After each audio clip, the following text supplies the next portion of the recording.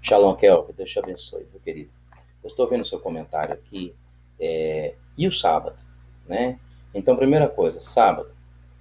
Se você achar na vida de Abraão, no capítulo 14, no capítulo 15, né, a palavra sábado, eu vou retirar o que eu disse. Então, a palavra sábado, Abraão não estava sobre a lei de Moisés. A lei de Moisés regulamentou tudo. Ela regulamentou sacrifícios.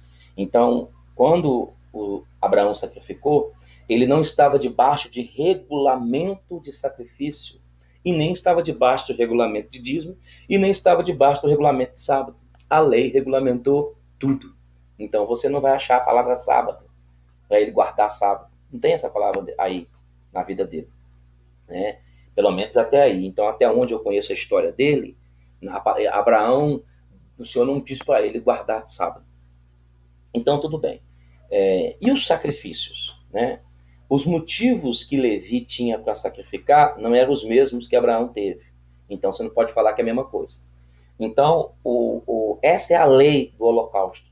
Então, no verso de número 15, quando o Senhor disse para, para Abraão, toma-me uma bezerra, ele não falou de lei, capítulo 15, verso 9, e disse-lhe, toma uma bezerra de 3 anos, não falou, essa é a lei da bezerra, essa é a lei do sacrifício, essa é a lei disso, não tem isso aqui, então não tem lei aqui. Então, voltando para Levítico, capítulo 7, eu vou subir aqui no verso 29, fala aos filhos de Israel dizendo, quem oferecer ao Senhor seu sacrifício pacífico, traz sua oferta ao Senhor do seu sacrifício pacífico. Então tinha até a oferta de paz, né? Então indo para Êxodo 29, também cada dia, ou prepararás um novilho para o sacrifício pelo pecado. Então cada dia, então todo dia, tinha que se preparar sacrifício pelo pecado, porque o povo pecava todo dia, né? Então, Abraão não sacrificou todo dia. Então, você colocou aqui os sacrifícios de animais que Abraão fazia. Abraão não sacrificou todo dia. Ele não sacrificou todo dia. Abraão não sacrificou por causa de pecado. Abraão não sacrificou porque ele estava impuro. Abraão não sacrificou porque precisava de paz, né? Então ele fez uma pergunta para Deus: como que eu vou herdar essa terra? O Senhor está me prometendo no verso 7, né? Eu, Senhor, eu sou o Senhor que te dá os caldeus para dar-te a ti essa terra para herdá-la. Aí ele vai perguntar: como que eu vou saber? E o Senhor falou com ele: toma uma bezerra de 3 anos, uma cabra de 3 anos, um carneiro de 3 anos.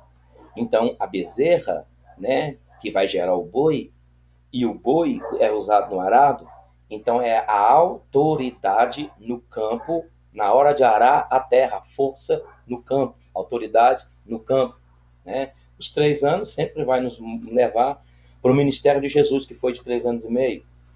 A cabra, que também fala da autoridade, né? E o carneiro também fala da autoridade. Então aqui é ser poderoso na geração. A Bíblia vai dizer que o bode, em Provérbios, será preço do campo, preço do campo. Então eles vão ser poderosos, né, nessa questão aí, porque a cabra, ela dando as suas crias, né, então ela terá aí o bode como preço do campo, mas não vem ao caso aqui. Aqui são a questão dos anos que se comparam com o ministério de Jesus, que é de 3 anos, e o ministério de poder, é de unção. Aí vem o carneiro, né, que também é o mesmo para cordeiro. Então, os 3 anos, uma rola e um pombinho, fala da simplicidade. Jesus, sendo ele pessoa simples, família simples, ele apresentou como oferta, não ele, né, mas Maria, José, uma rola e um pombinho. Então, descendo aqui, lá embaixo, o Senhor recebeu o sacrifício, né? E aí o Senhor faz para ele promessas, a promessa de julgar a nação, né? A promessa, ele revela que a descendência será peregrina em terra alheia, que é no Egito, e promete para ele que ele vai morrer em paz, vai ser congregado a seus pais em paz numa boa velhice, ele seria sepultado. Isso é promessa. A promessa que a quarta geração ia voltar, né, para Canaã, né? E aí então vem a presença da nuvem de glória, houve uma escuridão. Abraão, ele é arrebatado, quando ele cai num profundo sono, arrebatamento de sentidos, né? Sentidos, caiu num profundo sono. Então aí vem a tocha de fogo, a coluna de fumaça. Ele está oculto numa nuvem escura, e o fogo passa e queima o sacrifício, ele recebe o sacrifício. E no mesmo dia o Senhor fez uma aliança com Abraão, dizendo, então aqui não está falando de circuncisão aqui, tua descendência tem dado essa terra. Então é uma aliança de promessa, vou cumprir a promessa. É uma aliança de promessa. Essa terra aqui, ó, a terra do Queneu, do Quenezeu, do Cadomeu, do Eteu, do Perizeu, os Refaíns, o Amorreu, o Cananeu, o Gigazeu, o Jebuseu, estou dando para ti. Então o que acontece?